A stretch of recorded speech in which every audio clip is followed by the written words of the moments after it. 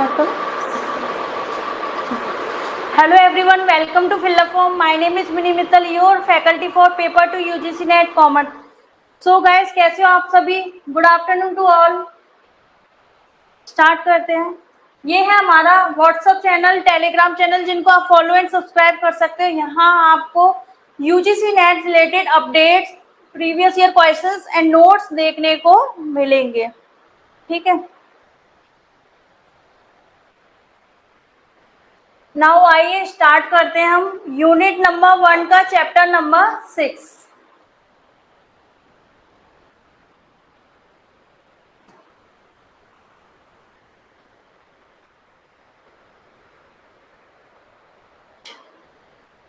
Okay, chapter का नाम है regional economic integration. Regional economic integration आखिर मतलब है क्या, इसके बारे में पहले ये थोड़ा सा जानेंगे।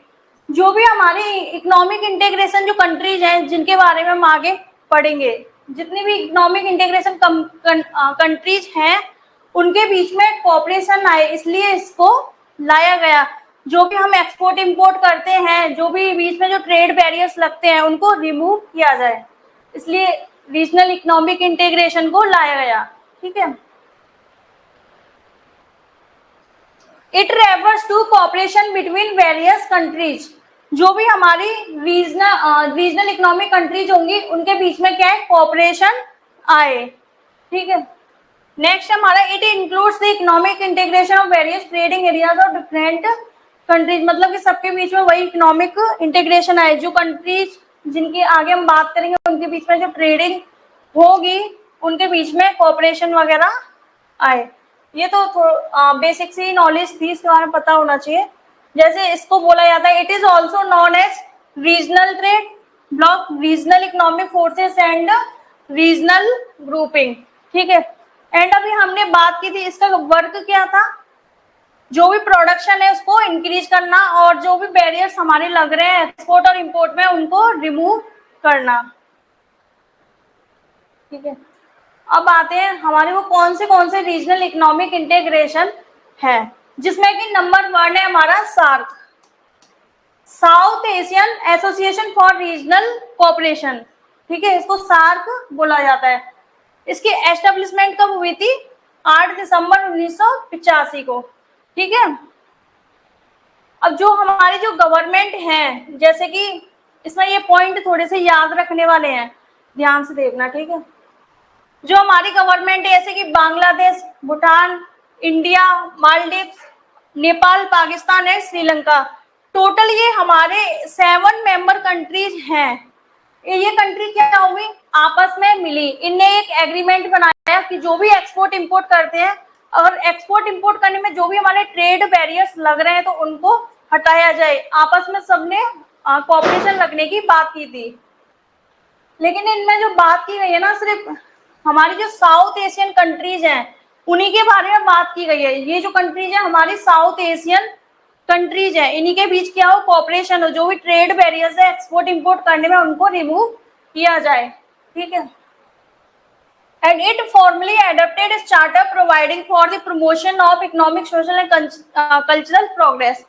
ये मतलब कि सारी एडप्टेड हुई, किस चीज के लिए हुई, ताकि हमारा इकोनॉमिक प्रोग्रेस हो, सोशल प्रोग्रेस हो, कल्चर प्रोग्रेस हो। सिर्फ किसके अंदर बात चल रही है, साउथ एशियन कंट्रीज के बीच में। ठीक है, एंड हुआ क्या था, अप्रैल 2007 में अफगानिस्तान इसका 8वां मेंबर बना। पहले हमारी 7 कंट्री थी, 8वां मेंबर कौन है हमारा, अफगानिस्तान, जिसने अप्रैल 2007 में ज्वाइन इसको किया था। ठीक है, ये तो थी सार्क की बेसिक सी नॉलेज की। आखिर आया क्यों था, जो भी हमारी जो कंट्रीज थी, मेंबर कंट्रीज थी, इनके बीच में क्या है, साउथ एशियन जो डेवलपिंग कंट्रीज हैं, उनके बीच में क्या है, कोऑपरेशन आए। ठीक है, नेक्स्ट हम देखेंगे ऑब्जेक्टिव्स ऑफ सार्क। सार्क समझ आया, बेसिक सी जो नॉलेज हमें पता होनी चाहिए। इसमें जो 7 कंट्रीज हैं, पहले वो जुड़ी, फिर 8वीं कंट्री हमारी अफगानिस्तान जुड़ी थी। और आया क्यों था, ताकि जो भी हमारी साउथ एशियन कंट्रीज है, इनके बीच में कोऑपरेशन आए, और जो भी ट्रेड बैरियर्स है उनको हटाया जाए। इसके लिए एक एग्रीमेंट बनाया था इन कंट्रीज ने मिलकर आपस में। ठीक है, नेक्स्ट हम देखेंगे ऑब्जेक्टिव्स ऑफ सार्क, जिसमें नंबर 1 है to promote the welfare of the people of South Asia and improve their quality of life. मतलब कि जो लोगों का वेलफेयर है, जो भी रहने का तरीका है, वो क्या इम्प्रूव हो, प्रमोट हो साउथ एशिया के लोगों का। ठीक है। नेक्स्ट हमारा to accelerate economic growth, social progress and cultural development. जैसे कि हमने बात की थी अभी, इकोनॉमिक ग्रोथ हो, सोशल प्रोग्रेस हो एंड कल्चरल डेवलपमेंट हो, मतलब एक दूसरे के वो कल्चर को समझे, वहां पे हेल्थ अच्छी है, एजुकेशन अच्छी है, ये सब के बारे में बात की गई है। नेक्स्ट हमारा to promote and strengthen collective self reliance. मतलब कि सेफ्टी भी तो जरूरी है एंड रिस्पेक्ट भी तो जरूरी है, जो भी साउथ एशियन के जो मेंबर है उनके बीच में। ठीक है। एंड सेल्फ रिलायंस को भी इन्हें क्या किया, प्रमोट किया। नेक्स्ट जो है to contribute to mutual trust, understanding and appreciation of one another's problem. मतलब कि जो साउथ एशियन के लोग हैं वो एक दूसरे की प्रॉब्लम को समझें। नेक्स्ट हम आते हैं to promote active collaboration and mutual assistant in the economic, social, cultural and technical field. ये जैसे कि अभी हमने बात की थी, सबके बीच में एक अंडरस्टैंडिंग हो, म्यूचुअल अंडरस्टैंडिंग और कोलैबोरेशन हो, जो भी economic, social, cultural, technical field है इनमें भी। ठीक है। नेक्स्ट हम बात करेंगे to strengthen cooperation with other developing countries. मतलब कि इसके अलावा और जो डेवलपिंग कंट्रीज है उनके साथ भी क्या हो, कोऑपरेशन हो। नेक्स्ट है इसमें to strengthen cooperation among themself. मतलब कि वही कोऑपरेशन स्ट्रेंथ हो सबके बीच में। ठीक है। नेक्स्ट है हमारा to cooperate with international and regional organisation. मतलब कि सबके बीच में कोऑपरेट हो। इंटरनेशनल ऑर्गेनाइजेशन कौन से, जो कि हमने कल बात की थी, IMF, world bank, UNCTAD। And regional organisation हमारे कौन से हो जाएंगे, जो आज हम बात करेंगे, इनके बीच में क्या हो, कोऑपरेशन हो। नेक्स्ट हम देखेंगे सेक्रेटरीट ऑफ सार्क। मतलब कि इसका हेडक्वार्टर कैसे क्या आया, इसके बारे में जानेंगे। तो इसका हेडक्वार्टर कहां पर है, काठमांडू में। ठीक है। It was established in Kathmandu on January 1, 1987 and ये किसके द्वारा इनॉग्रेटेड किया गया था, लेट किंग वीरेंद्र विक्रम साव नेपाल, जो कि नेपाल के थे, इनके द्वारा इसको लाया गया था। एंड इसका हेडक्वार्टर कहाँ है, काठमांडू में। जनवरी 1, 1987 में इसको लाया गया था। ठीक है। एंड ये हेडेड हुआ था सेक्रेटरी जनरल के द्वारा। और इसमें जो भी हमारी एक्टिविटीज होती है वो क्या होती है, कोऑर्डिनेट होती हैं। ठीक है। नेक्स्ट हम देखेंगे, नेक्स्ट पॉइंट में जैसे दे रखा है, हमारा एक मेमोरेंडम बना। ठीक है।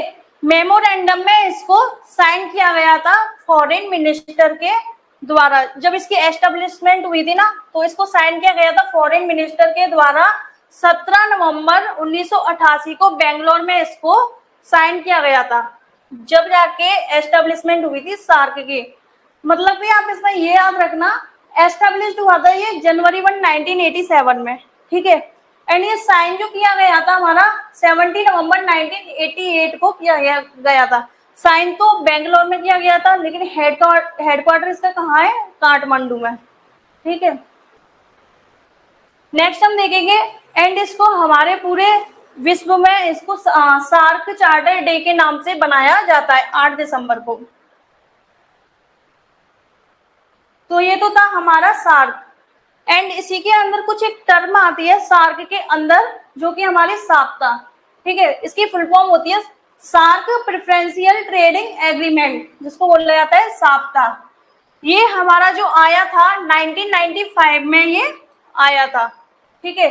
इसका भी वही सेम न्यू चैप्टर था कि जो भी हमारी सार्क कंट्रीज हैं, जो भी साउथ एशियन कंट्रीज हैं, उनके बीच में क्या है, कोऑपरेशन आए। बट आगे हुआ क्या था, ये साप्ता से साप्ता में कन्वर्ट हो गया। मतलब कि प्रेफरेंशियल ट्रेडिंग एग्रीमेंट हो रहा था, ये फिर फ्री ट्रेड एरिया हो गया था। ठीक है। एंड जो साप्ता है वो कब आया था हमारा, जुलाई 2006 में इसको लाया गया था। ठीक। साप्ता की एस्टेब्लिशमेंट जो हुई थी वो 1995 में हुई थी, एंड साप्ता की जो हुई है 2006 में इसकी एस्टेब्लिशमेंट हुई है। ठीक है। इसका जो काम था साप्ता का, वो था क्या, जानेंगे। देयर इज हाइजर प्रोडक्शन, मतलब कि प्रोडक्शन को बढ़ाना, एंड जो हमारी labour intensive export labour intensive जो है इसको एक्सपांशन करना, मतलब कि लेबर के द्वारा काम हो, कैपिटल के द्वारा नहीं हो। लेबर कैपिटल में डिफरेंस ये होता है, कैपिटल का मतलब है मशीन के द्वारा काम हो, लेबर का मतलब है पर्सन जो ह्यूमन है अपने हाथों से उस रॉ मटेरियल से उसको फिनिश गुड में कन्वर्ट करे, ठीक है। एंड जो एम्प्लॉयमेंट है हमारा इंक्रीज हो, मतलब कि बेरोजगारी ना आए। नेक्स्ट हमारा वेजेस इंक्रीज हो। Next helping in reducing poverty, मतलब जो भी गरीबी है उसको क्या किया जाए, कम किया जाए या मिटाया जाए, ठीक है। यहां तक कोई प्रॉब्लम आपको? सार्क जो टॉपिक पढ़ा यहां तक कोई प्रॉब्लम, इसमें कुछ रिपीट करना? मेन तो जैसे कि आपको ये नोट्स में से याद रखने का काम करना है कि ये कब आया, डेट्स वगैरह थोड़ी आप मतलब याद करनी पड़ेगी, कितनी कंट्रीज हैं, ये सब थोड़ा क्वेश्चन बनता है पेपर में। ये तो था हमारा सार्क। नेक्स्ट हम देखेंगे NAFTA, North American free trade agreement. ये भी वही फ्री ट्रेड एग्रीमेंट है, मतलब कि इसमें भी कोई बैरियर्स नहीं था। इसको देखेंगे, ये एक ट्राइलेटरल एग्रीमेंट है यूएसए, कनाडा, मैक्सिको के बीच में, जो कि अगस्त 12, 1992 को लाया गया था, ठीक है। एंड इसको साइन किया गया था हमारा 1993 में। सबसे पहले तो ट्राइलेटरल एग्रीमेंट आया यूएसए, कनाडा, मैक्सिको के बीच में अगस्त 12, 1992 को। एंड इसको साइन जो किया गया था वो 1993 को किया गया था। और इसकी एस्टेब्लिशमेंट कब हुई थी हमारी? जनवरी 1, 1994 में, ठीक है। एंड यूएसए जो है इसमें सबसे ज्यादा रोल इसमें निभाता है इसकी एस्टेब्लिशमेंट में। एंड जो नाफ्ता का था इसमें 3 सिग्नेचरी, मतलब जो हमारे यूएसए, कनाडा और जो मैक्सिको है इनका था क्या मेन मोटिव, कि जो भी ट्रेड बैरियर जो है उनको रिमूव करना उनके बीच में, मतलब जो उन कंट्रीज के बीच में अगर एक्सपोर्ट इंपोर्ट होगा तो कोई भी ट्रेड बैरियर्स नहीं लगना चाहिए यूएसए, कनाडा, मैक्सिको के बीच में, ठीक है। ये नाफ्ता आखिर क्या क्या वर्क करेगा उनको जानेंगे। नाफ्ता डज दीज थिंग्स, ठीक है, जिसमें देखेंगे एन से grants the most favoured nation status to all cosigners. Most favoured nation का मतलब होता है हमारे जो भी ट्रेडिंग पार्टनर जो होंगे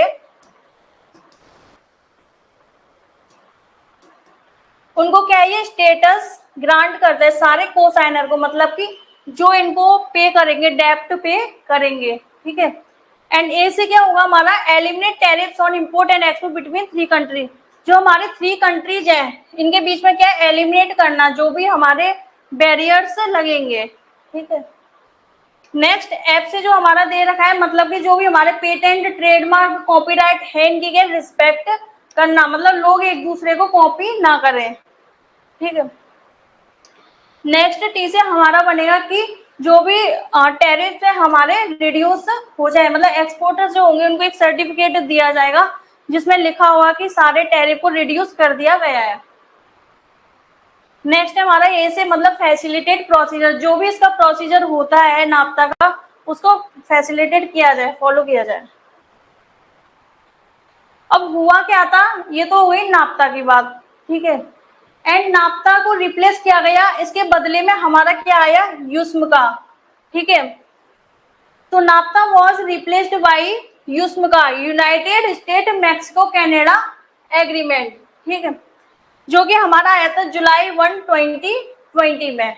इसमें हुआ क्या था, जो प्रेसिडेंट ट्रम्प थे वो एक कैंपेन में लेके आए नाफ्ता को हटाने के लिए, जो कि हुआ क्या था, अगस्त 2018 में तो मैक्सिको के साथ उन्होंने डील की थी सबसे पहले तो, ठीक है। कब डील की थी, 2018 में। इसके बाद सितंबर 2018 में कनाडा में भी इनको ज्वाइन कर लिया था, ठीक है। एंड यूस्म का साइन कर दिया गया था नवंबर 30, 2018 में। किसके द्वारा लाया गया था ये, जो प्रेसिडेंट ट्रम्प है उनके द्वारा, क्योंकि उन्हीं ने इसके लिए कैंपेन चलाया था। नेक्स्ट हम देखेंगे नाफ्ता के ऑब्जेक्टिव्स, ठीक है, जिसमें नंबर 1 हमारा दे रखा है एलिमिनेट बैरियर्स टू ट्रेड। जो भी बैरियर्स हैं ट्रेड करेंगे, एक्सपोर्ट इंपोर्ट जो होंगे अगर जो बैरियर्स होते हैं उनको हटाया जाए, एलिमिनेट किया जाए। नेक्स्ट है हमारा promote fair competition in the free trade area, मतलब कि सबके बीच में फेयर कंपटीशन हो, मतलब किसी के साथ कुछ अनफेयर ना हो। एंड इंक्रीज इन्वेस्टमेंट अपॉर्चुनिटी, ज्यादा से ज्यादा इन्वेस्टमेंट अपॉर्चुनिटी को इंक्रीज किया गया था कि जो 3 कंट्रीज है उनके बीच में ज्यादा से ज्यादा इन्वेस्टमेंट हो, जो मैक्सिको, कनाडा, यूएसए थे उनके बीच में। ठीक है, नेक्स्ट हमारा it is an association of nations dedicated to economic political cooperation, जो कि हमने अभी बात की थी, जैसे कि उसमें साउथ एशियन सार्क में बात की थी, साउथ एशियन जो थे उनके बीच में भी क्या था, इकोनॉमिक, सोशल, कल्चरल जो भी कोऑपरेशन था उनके बीच में। एंड इसमें जो कोऑपरेशन है इकोनॉमिक एंड पॉलिटिकल कोऑपरेशन दिया रखा है। ठीक है, नेक्स्ट हम देखेंगे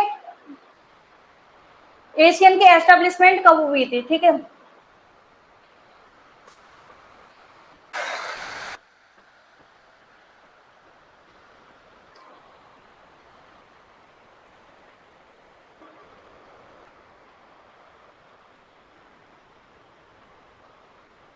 ठीक है, हम नाफ्ता के ऑब्जेक्टिव्स देख रहे हैं। 3 ऑब्जेक्टिव्स तो हमने देख लिए, जिसमें नंबर 4 है हमारा प्रोवाइड प्रोटेक्शन टू आईपीआर है, जो भी हमारे इंटेलेक्चुअल प्रॉपर्टी राइट है, जैसे अभी हमने बात की थी, उसको प्रोटेक्ट करके रखना, उसकी रिस्पेक्ट करना। जो भी कॉपीराइट है, पेटेंट राइट है, ट्रेडमार्क राइट है, उसको भी क्या प्रोटेक्ट करके रखना है, उसकी रिस्पेक्ट करना। ठीक है, नेक्स्ट हम बात करेंगे create effective procedure for implementation of this agreement. ये भी एक तरह, जैसे सार्क में एक एग्रीमेंट था, ये भी एक तरह से एग्रीमेंट है मेंबर कंट्रीज के बीच में। इसका एक प्रोसीजर है जिसको इफेक्टिवली क्रिएट किया गया था। नेक्स्ट हम देखें establish trilateral, regional and multilateral cooperation, मतलब कि इनके बीच में इस टाइप का कोऑपरेशन एस्टैब्लिश हो। टू एनकरेज इकोनॉमिक ग्रोथ, मतलब कि इकोनॉमिक ग्रोथ जो है, अर्थव्यवस्था जो है, उसमें ज्यादा से ज्यादा बढ़ोतरी हो। ठीक है, नेक्स्ट है हमारा reduce tax on imported goods, मतलब कि जो भी गुड्स जो है इम्पोर्टेड होगा तो उसमें टैक्स को रिड्यूस किया जाए। ये तो थे हमारे नंबर 2, सार्क की बात कर ली एंड नाफ्ता की बात कर ली। नंबर 3 जो है हमारा ASEAN, Association of South East Asian Nations. ठीक है, ये जो है it is an association of nations dedicated to economic and political cooperation. जो भी हमारी साउथ ईस्ट एशियन कंट्रीज है उनके बीच में क्या इकोनॉमिक और पॉलिटिकल कोऑपरेशन आए। सार्क में जो बात की थी कौन सा कोऑपरेशन था हमारा, इकोनॉमिक, सोशल एंड कल्चरल। ठीक है, इसमें जो बात की गई है इकोनॉमिक एंड पॉलिटिकल कोऑपरेशन इनके बीच में आए। ठीक है, एशियन की एस्टेब्लिशमेंट हुई थी 8 अगस्त 1967 में बैंकॉक, थाईलैंड में इसको साइन किया गया था। ठीक है, ये जो हमारी कंट्रीज हैं फाउंडिंग मेंबर्स एशियन के, जैसे Indonesia, Philippines, Malaysia, Singapore and Thailand, ये जो कंट्रीज हैं इनने आपस में मिलके इसकी एस्टेब्लिशमेंट की थी। आई थिंक वो स्क्रीन चली गई। हाँ,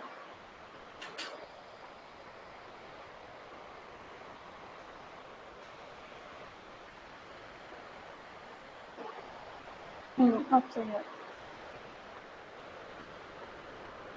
तो हम इसमें एशियन की बात कर रहे थे। ठीक है, जिसमें कि इसको साइन किया गया था 8 अगस्त 1967 में बैंकॉक, थाईलैंड में इसको साइन किया गया था। ठीक है, बैंकॉक डिक्लेरेशन में। एंड इसके जो हमारे फाउंडिंग मेंबर्स हैं, इन सबसे पहले इनने इसको ज्वाइन किया था, जो Indonesia, Philippines, Malaysia, Singapore and Thailand, ये एशियन के फाउंडिंग मेंबर्स हैं। ठीक है, ये क्वेश्चन बन सकता है कि फाउंडिंग मेंबर्स कौन से हैं, क्योंकि बाद में जाके इन लोगों ने ज्वाइन किया था। सबसे पहले किसने किया था, फाउंडिंग मेंबर्स ने, बाद में तो इन लोगों ने किया था। जैसे ब्रुनई दारुसलाम ज्वाइंड ऑन 7 जनवरी 1984, इनने कब ज्वाइन किया था, 7 जनवरी 1984। तो वियतनाम जो थे उनने कब किया था, 28 जुलाई 1995 को। ठीक है, एंड लाओस, पीडियर, म्यांमार जो है उनने कब ज्वाइन किया था, 23 जुलाई 1997 को। ठीक है, कंबोडिया जो है उनने भी ज्वाइन किया था 30 अप्रैल 1999 में। ठीक है, एंड जो इसका हेडक्वार्टर है एशियन का, वो कहाँ पर है, जकार्ता, इंडोनेशिया। ठीक है, ये जो डेट्स वगैरह हैं ये तो आपको खुद ही याद रखनी पड़ेंगी, एक बार इसको रिवीजन आपको करना पड़ेगा। ठीक है, एंड इसका एक रिमार्क है एशियन का, मतलब एक तरह से इसका एक मोटो है। एक होता है ना जैसे कि हर किसी का एक विजन होता है, हमें ये करना है, तो वही दे रखा है, one vision one identity one community. ये एशियन का क्या है, एक ये मोटो है, रिमार्क है। ठीक है, ये तो थी एशियन की बेसिक सी नॉलेज। अब इसके ऑब्जेक्टिव पढ़ेंगे, इसका उद्देश्य क्या है एशियन का। ठीक है,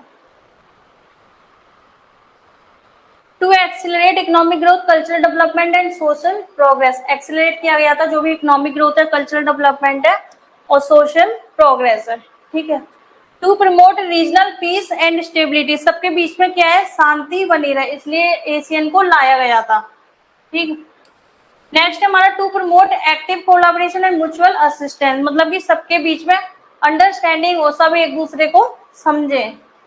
ये जो बात हो रही है ओनली मेंबर कंट्रीज की बात हो रही है, जो जो जिसमें इंक्लूडेड है।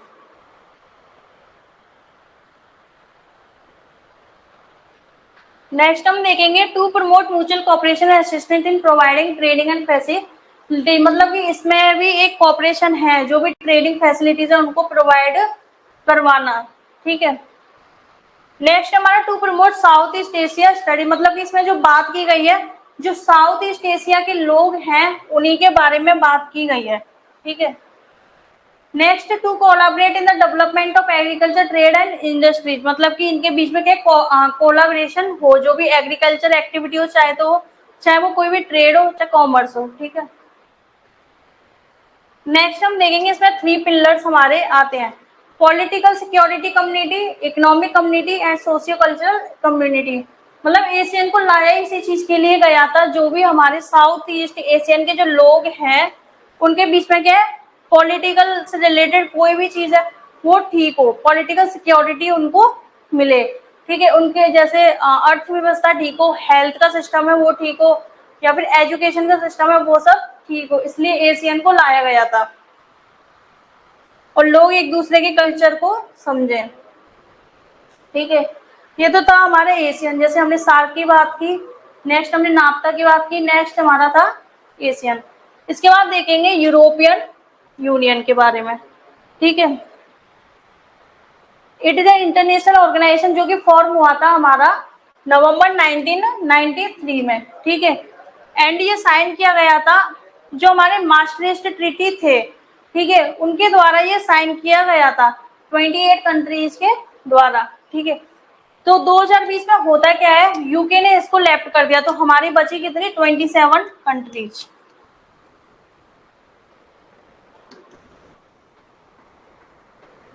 एंड जो एग्रीमेंट हुआ था यूरोपियन यूनियन का, जो मास्ट्रिस्ट ट्रीटी है उनके द्वारा, तो वो नेदरलैंड में क्रिएट किया गया था। ठीक है, इसका जो हेडक्वार्टर है वो कहाँ पर है, ब्रुसेल्स बेल्जियम में। नेक्स्ट हम इसके फीचर्स को देखेंगे, जिसमें हमारा नंबर 1 दे रखा है, promote peace value and freedom, मतलब कि लोगों के बीच में शांति आए, है ना, शांति आए और लोग एक दूसरे की वैल्यू करें एंड सबको फ्रीडम मिले, इसलिए इसको लाया गया था।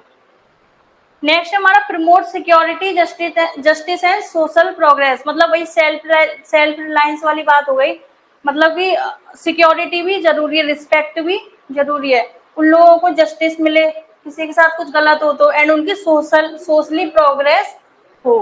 ठीक है, नेक्स्ट हमारा दे रखा है to promote economic and social progress through mutual help, मतलब कि लोग अगर म्यूचुअल हेल्प मतलब एक दूसरे की हेल्प करेंगे तो इससे क्या इकोनॉमिक सोशल प्रोग्रेस हमारी होगी। नेक्स्ट हमारा to ensure continuous balanced development, मतलब कि जो भी हमारी इकोनॉमिक या सोशल जो भी रिलेटेड है डेवलपमेंट अच्छा हो। बैलेंस डेवलपमेंट मतलब कौन सा हो गया, इकोनॉमिक सोशल जो डेवलपमेंट होते हैं उनकी बात की गई है।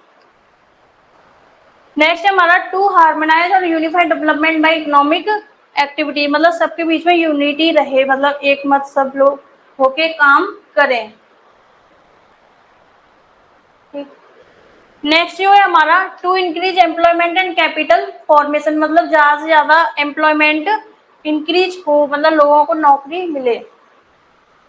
ठीक है, नेक्स्ट जो है हमारा to encourage trading, technological development, structural development, education, medical sector, मतलब इन सबको भी इसमें एनकरेज किया गया था, लोगों को टेक्नोलॉजी रिलेटेड हेल्प मिले, मतलब नई नई टेक्नोलॉजी जो आ रही है यहाँ के लोगों तक पहुंचे, जो यूरोपियन यूनियन के लोग हैं वहां तक, ठीक है। एंड उनको एजुकेशन फैसिलिटी मिले, मेडिकल फैसिलिटी मिले, इन सबको लाया ही इसीलिए गया था, उद्देश्य इसका यही था रीजनल इकोनॉमिक इंटीग्रेशन का। इन सबको अपनी अपनी कंट्री जो मेंबर कंट्री है उनमें ये सारी फैसिलिटी जो है प्रोवाइड की जाए, ठीक है।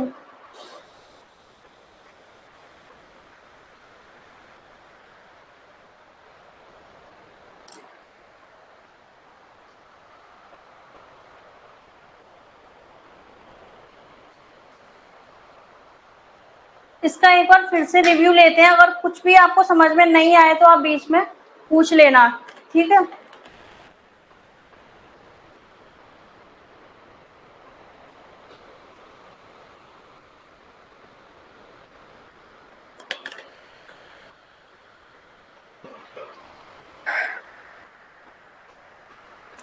एक बार इसको फिर से पढ़ते हैं, ठीक, रिवाइज करते हैं हम। रीजनल इकोनॉमिक इंटीग्रेशन, इसमें था क्या, मतलब जो भी इकोनॉमिक इंटीग्रेशन जो कंट्रीज है इनके बीच में कॉपरेशन आए, जो भी ट्रेड बैरियर्स है उनको रिमूव किया जाए, इसलिए इसको लाया गया था, ठीक है। Cooperation between various countries,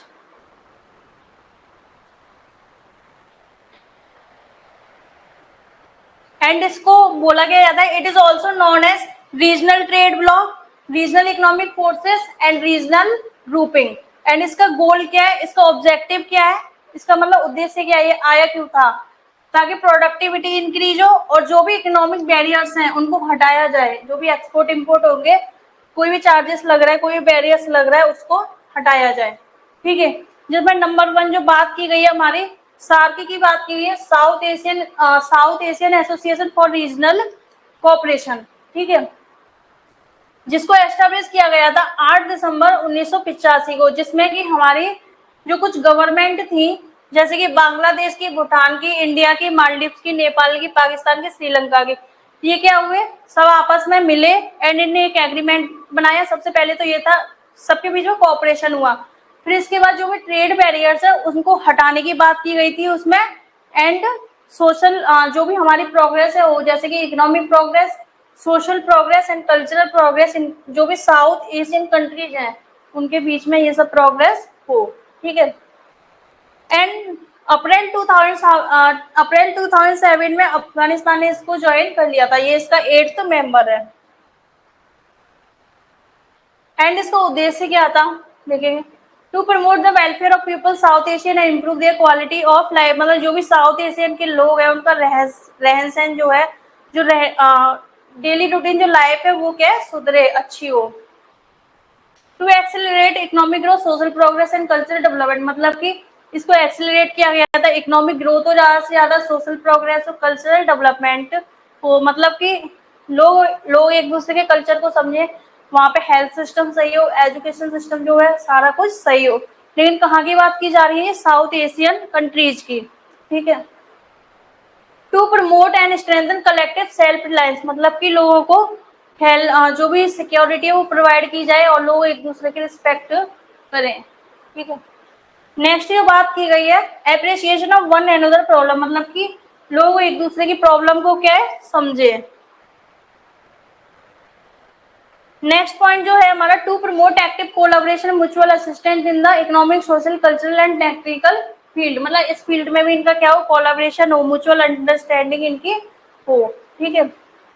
next जो पॉइंट है, to strengthen cooperation with other developing countries, जो भी और जो डेवलपिंग कंट्रीज हैं, मतलब ये जो लेस डेवलप्ड है पूरी, मतलब उनकी अर्थव्यवस्था जो है ठीक नहीं है, ठीक है, उनका क्या हो, कोऑपरेशन हो। नेक्स्ट जो बात की, to strengthen cooperation among themself, मतलब कि ज्यादा से ज्यादा कोऑपरेशन बढ़े उन लोगों के बीच में जो भी मेंबर कंट्रीज हैं। नेक्स्ट है हमारा, to cooperate with international and regional organisation, मतलब कि कोऑपरेट करे जो भी हमारे इंटरनेशनल ऑर्गेनाइजेशन थे, जैसे कल हमने बात की थी IMF, world bank, UNCTAD and regional organisation जो कि हमने आज पढ़ी है, सार्क, नाफ्ता, एशियन, तो इन सब के बीच में क्या है, एक कोऑपरेशन हो। एक दूसरे को वो कोऑपरेट करें आपस में। अब इसकी सेक्रेटरीट ऑफ सार्क मतलब कि इसका हेडक्वार्टर देखेंगे कैसे क्या, ठीक है। It was establish in Kathmandu, Kathmandu इसका क्या है, हेडक्वार्टर है। ये आपको याद रखना है, ये क्वेश्चन आ सकता है, ठीक है। एंड जनवरी 1 1987 में इसको लाया गया था। इनोग्रेटेड किसके द्वारा किया गया था, ये लेट किंग वीरेंद्र बिल विक्रम शाह जो कि नेपाल के हैं, ठीक है। और ये हेडेड हुआ था सेक्रेटरी जनरल के द्वारा, राइट। नेक्स्ट है हमारा the secretariat coordinated monitors the implementation of activities, मतलब कि जो भी एक्टिविटीज जो होंगी इसमें उनको क्या है आपस में कोऑर्डिनेट करे, ठीक है। नेक्स्ट जो पॉइंट दे रखा है मतलब कि इसमें था हमारा एक मेमोरेंडम बना, ठीक है। उस मेमोरेंडम में इसकी एस्टेब्लिशमेंट की गई थी सार्क की, जो कि साइन किया गया था फॉरेन मिनिस्टर के द्वारा 17 नवंबर 1988 में बेंगलोर में इसको साइन किया गया था, ठीक है। फिर सार्क की एस्टेब्लिशमेंट हो गई। इसका हेडक्वार्टर तो था काठमांडू में था एंड साइन इसको कहाँ किया गया था, बेंगलोर में, ठीक है। एंड हमारे पूरे विश्व में इसको बनाया जाता है 8 दिसंबर को बनाया जाता है सार्क चार्टर डे, ठीक है।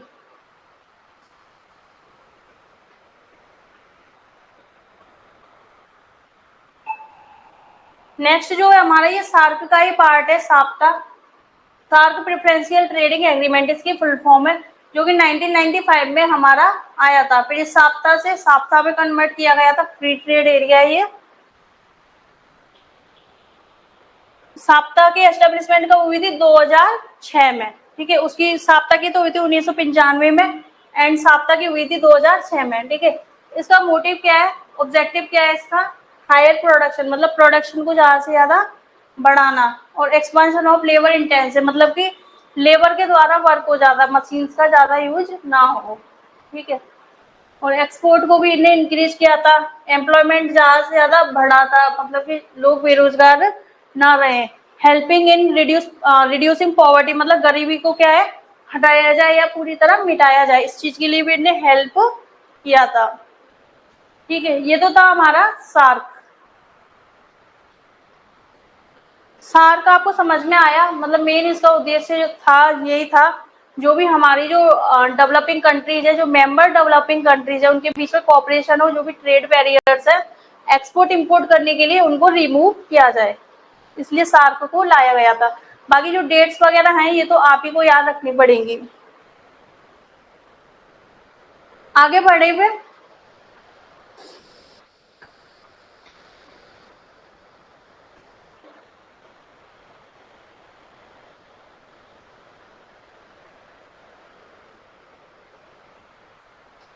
नेक्स्ट हम देखते हैं नाफ्ता, ठीक है, north American free trade agreement, जो कि किसके द्वारा आया था, ये ट्राइलेटरल एग्रीमेंट है यूएसए कनाडा मैक्सिको के द्वारा। ये क्वेश्चन हमारा काफी आता है, यूएसए कनाडा एंड मैक्सिको के द्वारा इसको लाया गया है, तो ये आपको याद रखना है, ठीक है। ऑप्शन काफी घुमाने की कोशिश करेंगे बट आपको ये याद रखना है। एंड इसके जो हेडक्वार्टर जो है ना, हेडक्वार्टर भी इसी के इसके यही है, यूएसए कनाडा एंड मैक्सिको, ठीक है। अगस्त 12 1992 में तो ये एक एग्रीमेंट पहले आया इन तीनों के बीच में। हुआ क्या था फिर, इसको साइन किया गया, कब साइन किया गया था, 1993 में। उसके बाद इसकी एस्टेब्लिशमेंट की गई थी, जो कि एस्टेब्लिशमेंट हुई थी जनवरी 1 1994 में, ठीक है। यूएसए जो है सबसे इम्पोर्टेंट रोल इसमें निभाता है, ठीक है। और ये आया क्यों था नाफ्ता, ये जो 3 कंट्रीज के बीच में जो भी ट्रेड बैरियर्स जो होंगे, जो एक्सपोर्ट इंपोर्ट इनके बीच में होगा, जो भी बैरियर्स लगेंगे उनको क्या हटाया जाए। एंड इनकी ऑफिशियल जो लैंग्वेज है वो क्या है, English, French and Spanish. Next हम बात करेंगे नाफ्ता जो है क्या क्या चीजें करता है, क्या क्या रोल ये निभाता है, ठीक है। जैसे एन से बात की गई है, grant the most favoured nation status to all cosigners. Most favoured nation हमारे कौन से होते हैं, जो भी ट्रेडिंग पार्टनर होते हैं, जो आपस में एक्सपोर्ट इंपोर्ट हमारे कर रहे होते हैं, ठीक है। तो वो क्या कर रहे हैं, ग्रांट कर रहे हैं स्टेटस, जो भी ऑल को साइनर्स है, मतलब कि जो उनको वो पे करेंगे, ठीक है, उनको वो ग्रांट कर रहे हैं स्टेटस, नेक्स्ट है हमारा ए से eliminate tariff on import and export between three countries, मतलब कि जो भी बैरियर्स हैं ये थ्री कंट्रीज के बीच में जो भी बैरियर्स है इनको रिमूव किया जाए, चाहे वो एक्सपोर्ट करें इम्पोर्ट करें। नेक्स्ट हमारा ऐप से दे रखा है all NAFTA countries must respect patent trademark copyright, मतलब कि वो एक दूसरे के राइट को रिस्पेक्ट करे, एक दूसरे के राइट को समझे, मतलब एक दूसरे के प्रोडक्ट को कॉपी ना कर ले। ठीक है। नेक्स्ट जो बात करेंगे हम टी से exporter must get certificate of origin to reduce tariff, मतलब कि एक्सपोर्टर जो है उनको एक सर्टिफिकेट दिया गया था टैरिफ को रिड्यूस करने के लिए, और सबके जो थ्री कंट्रीज है उनके पास वो सर्टिफिकेट होना चाहिए। ठीक है। नेक्स्ट ऐसे जो बात की गई है जो भी प्रोसीजर है उसको फैसिलिटेट किया जाए। नाफ्ता से फिर हुआ क्या, नाफ्ता से हमारे यूस्मुका में कन्वर्ट हो गया। ठीक है, देखते हैं यूस्मुका जो है, पहले इसकी फुल फॉर्म जानेंगे। NAFTA was replaced by United State Mexico Canada agreement. ठीक है, यूस्मुका जो कि हुआ क्या था जुलाई 1, 2020 में इसको रिप्लेस किया गया था।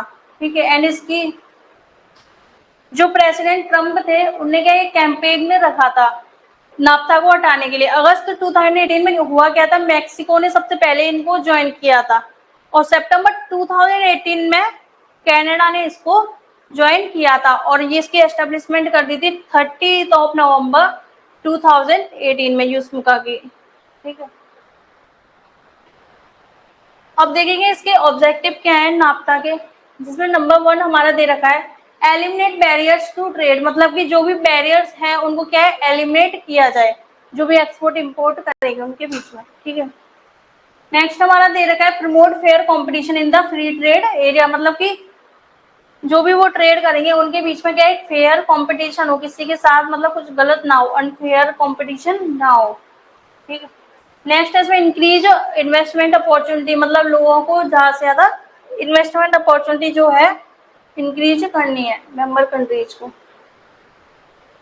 नेक्स्ट हम देखेंगे प्रोवाइड प्रोटेक्शन टू आईपीआरएस, मतलब कि जो भी इंटेलेक्चुअल प्रॉपर्टी राइट्स हैं उसको क्या किया जाए प्रोटेक्ट किया जाए, मतलब कि वो एक दूसरे के कॉपीराइट ट्रेडमार्क इन सबको क्या कॉपी ना करें।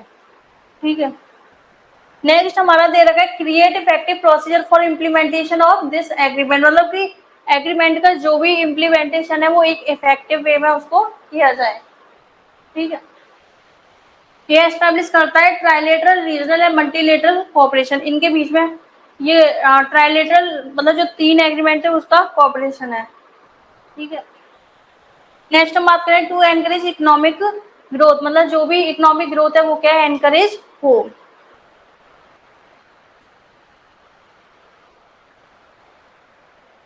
नेक्स्ट हम बात करेंगे एशियन की। अब तक हमने किसकी बात की सार्क की एंड नाफ्ता की हमने बात कर ली। नेक्स्ट जो है Asian Association of South East Asian nation, मतलब कि इसमें साउथ ईस्ट एशियन के लोगों की बात की जाएगी। ठीक है।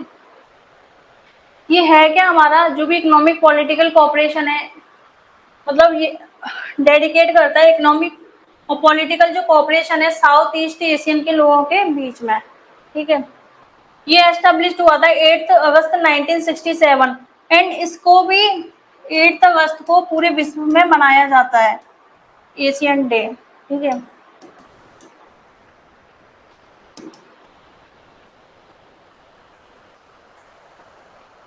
ये जो हमारी फाउंडिंग जो मेंबर्स थे ये हमें स्पेशली याद रखने हैं एग्जाम के लिए, Indonesia, Philippines, Malaysia, Singapore and Thailand. ये जो कंट्रीज थे हमारे फाउंडिंग मेंबर्स थे ये इसको लेके आए थे, इन्हें आपस में मिलके एग्रीमेंट किया था, बाद में तो इन लोगों ने इसको ज्वाइन किया था। ठीक है। एंड इसका जो रिमार्क है वो क्या दे रखा है the motto of ASEAN is one vision one identity and one community, मतलब कि एक विजन होना चाहिए, एक एम होना चाहिए, एक पहचान होनी चाहिए और एक कम्युनिटी होनी चाहिए सबके बीच। ठीक है। नेक्स्ट हम देखेंगे ऑब्जेक्टिव्स ऑफ एशियन, मतलब ये एक्सीलरेट करता है जो भी इकोनॉमिक ग्रोथ है, cultural development and social progress है। ठीक है। नेक्स्ट हमारा दे रखा है to promote regional peace and stability, मतलब सबके बीच में क्या है शांति हो, इसको इसलिए लाया गया था। नेक्स्ट हमारा दे रखा है to promote active collaboration and mutual assistance, मतलब कि लोगों के अंदर म्यूचुअल लोगों के बीच में जो मेंबर कंट्रीज है म्यूचुअल अंडरस्टैंडिंग जो है अच्छी हो, एक दूसरे को समझें।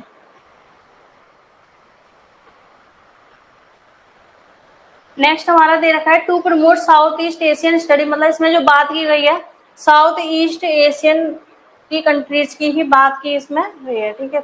Next to collaborate in the development of agriculture trade and industry, मतलब कि इनके बीच में कोलाबोरेशन हो, मतलब सब मिलके काम करे, चाहे कोई एग्रीकल्चर सेक्टर हो, चाहे कोई कंपनी हो, चाहे कोई इंडस्ट्री हो, कोई ट्रेड हो, कोई भी एंटरप्राइज हो, ठीक है। इसमें देखेंगे हमारे 3 पिलर्स इसमें लाए गए थे, जिसमें नंबर 1 है political security community, number 2 economic community, number 3 socio cultural community, ठीक है। जो भी पॉलिटिकल सिक्योरिटी है उनको प्रोवाइड की जाए, साउथ ईस्ट एशियन के जो लोग हैं उनको, ठीक है, उनके अर्थव्यवस्था पर ध्यान दिया जाए। एंड सोशियो कल्चरल कम्युनिटी मतलब कि उनकी हेल्थ पर ध्यान दिया जाए, एजुकेशन पर, एंड लोग एक दूसरे के कल्चर को समझें, ठीक है। ये तो हमारा एशियन। नेक्स्ट हम बात करेंगे यूरोपियन यूनियन के बारे में, ठीक है, जो कि फॉर्म हुआ था नवंबर 1993 में। किसके द्वारा साइन किया गया था? जो मास्ट्रिक्ट ट्रीटी हैं उनके द्वारा ये साइन किया गया था, ठीक है। 28 कंट्रीज के द्वारा ये हुआ था साइन, और 2020 में हुआ क्या था, यूके ने लेफ्ट कर दिया था, तो हमारी टोटल कंट्रीज कितनी बची? 27। यूरोपियन यूनियन में हमारी अब 27 कंट्रीज है, 28 नहीं है, ठीक है। एग्रीमेंट जो बनाया गया था यूरोपियन यूनियन का, तो कहाँ बनाया गया था? हमारा नेदरलैंड में। एंड इसका हेडक्वार्टर देखिए तो आज वो कहाँ पर है? ब्रुसेल्स, बेल्जियम में। इसके फीचर्स देखेंगे हैं क्या। नंबर 1 है हमारा promote peace values and freedom, मतलब लोगों के बीच में शांति है, शांति को प्रमोट करें, एंड लोग एक दूसरे की वैल्यू करें एक दूसरे की, एंड फ्रीडम मतलब कि सबको फ्रीडम मिले, ठीक।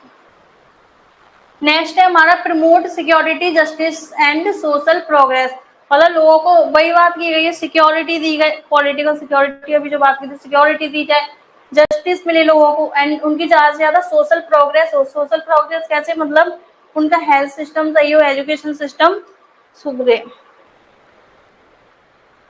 नेक्स्ट हम बात करेंगे to promote economic and social progress through mutual help, मतलब कि किसको प्रमोट करता है? जो भी इकोनॉमिक प्रोग्रेस है, सोशल प्रोग्रेस है, मतलब इनमें क्या है, लोग आपस में एक दूसरे की मदद करें, कि आगे बढ़े मदद के लिए। नेक्स्ट हम बात करें to ensure continuous balanced development, मतलब बैलेंस डेवलपमेंट का मतलब होता है हमारा जो भी इकोनॉमिक, सोशल या जो भी टेक्नोलॉजी कुछ भी रिलेटेड जो है उसका डेवलपमेंट हो ज्यादा से ज्यादा, ठीक है। नेक्स्ट हम बात करेंगे टू हार्मोनाइज और unified development bye economic activity, मतलब ये यूनिटी होगा, ठीक है, मतलब कि सब एक साथ मिलके जो भी इकोनॉमिक एक्टिविटी है उसको करें, ठीक है। नेक्स्ट हमारा to increase employment and capital formation, employment जो है ज्यादा से ज्यादा इंक्रीज हो, एंड कैपिटल का फॉर्मेशन हो, ठीक है।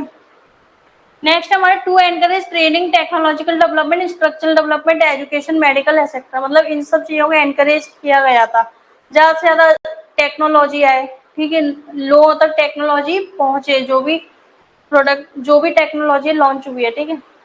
स्ट्रक्चरल डेवलपमेंट हो, एंड एजुकेशन उनको प्रोवाइड की जाए, मेडिकल फैसिलिटीज उनको प्रोवाइड की जाए, ठीक है। ये तो थे हमारे रीजनल इकोनॉमिक इंटीग्रेशन। अगर यहाँ तक आपको कोई प्रॉब्लम आई हो तो पूछ लेना।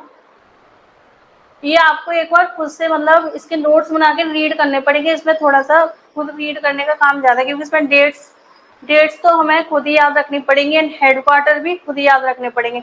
मेंबर कंट्रीज जो है इनकी याद कर लेना, कौन सी मेंबर कंट्रीज इनकी हैं, ठीक है। एंड ऑब्जेक्टिव जो है स्पेशली उन पर फोकस करना, जो भी हमने जैसे प्रीवियस जो पढ़े थे, जैसे इंटरनेशनल इकोनॉमिक इंस्टीट्यूशन में पढ़े थे, और जो हमारा WTO था, तो ये सब में तीनों में क्या है, थोड़े सेम देखने में लगते हैं, तो इन सबके पर्टिकुलर अलग से अच्छे से नोट डाउन करके याद इनको कर लेना, ठीक है। क्योंकि इनके ऑब्जेक्टिव भी क्वेश्चन पेपर में काफी आते हैं, ऑब्जेक्टिव फंक्शंस जो हैं।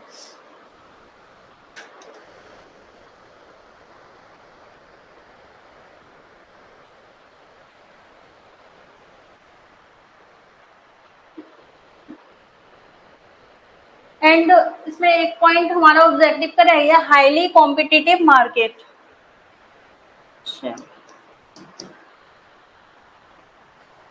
यूरोपियन यूनियन का ये हमारा ऑब्जेक्टिव फीचर्स है।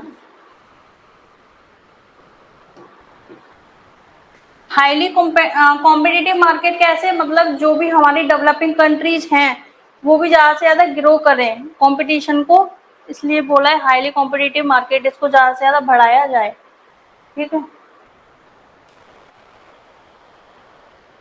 इसमें मेन जो बात की गई है डेवलपिंग कंट्रीज जो है उन्हीं की बात की गई है अभी तक जो हमने चैप्टर पढ़े हैं।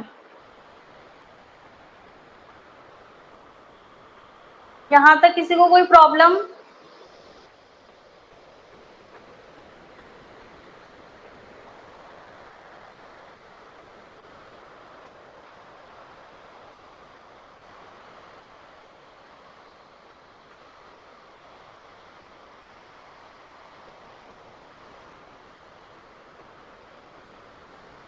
कल जो पढ़ेंगे हम, सॉरी परसों मंडे को हम पढ़ेंगे फॉरेन डायरेक्ट इन्वेस्टमेंट चैप्टर को।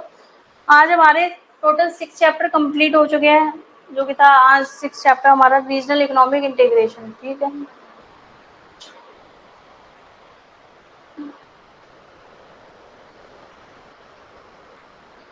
किसी को कोई प्रॉब्लम आई हो किसी टॉपिक में, फिर से कुछ समझाना हो पूछ सकते हो।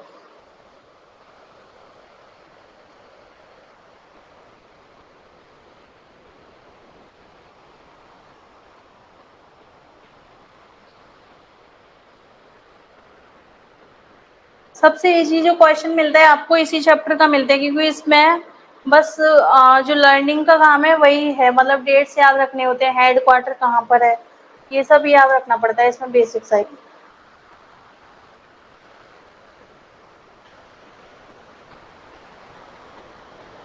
कोई प्रॉब्लम नहीं, ठीक है। अगर आपको कोई प्रॉब्लम आया भी करे तो प्लीज पूछ लिया करना, उसको फिर दूसरे वे में उसको एक्सप्लेन कर दूंगी। ठीक है, परसों हम करेंगे मंडे को फॉरेन डायरेक्ट इन्वेस्टमेंट। आप लोग भी जैसे थोड़ा सा इसको क्या रीड करके आना, जिससे कि आपकी नॉलेज ही अच्छी होगी इससे। मैं तो पढ़ाऊंगी कंप्लीट, है ना। Okay, so now guys Monday को मिलते हैं हम नए चैप्टर के साथ, foreign direct investment. Thank you so much for watching this video. Okay, so मिलते हैं मंडे को। So bye.